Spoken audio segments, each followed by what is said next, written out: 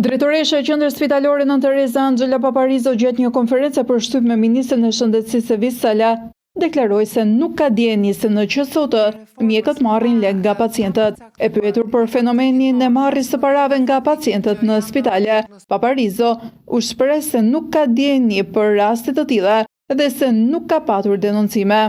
Në dienin time unë nuk kam njohuri për marrje lekësh dhe nuk kemi asnjë denoncim në strukturat përkatëse për marrje lekësh nga mjekët. Ju jeni i mirë pritur.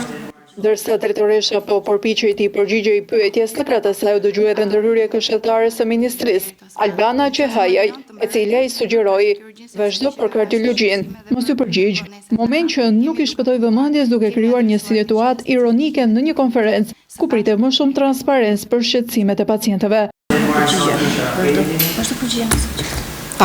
Po.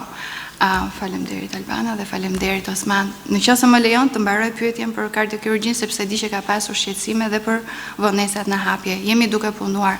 Kemi adresuar. Deklarata për mosdienim mbi fenomenin e pagesave nën dorë, një problem i përfolur për vitesh në sistemin shëndetësor, u shoqërua edhe me një kujtesë nga krahu i djathtë për të qëndruar tek tema e kardiologjisë, mes premtimeve për godinën e re dhe mungesës së denoncimeve zyrtare, duke si diskutimi për paratë e pacientëve mbeti sërish jashtë diagnostikimit publik.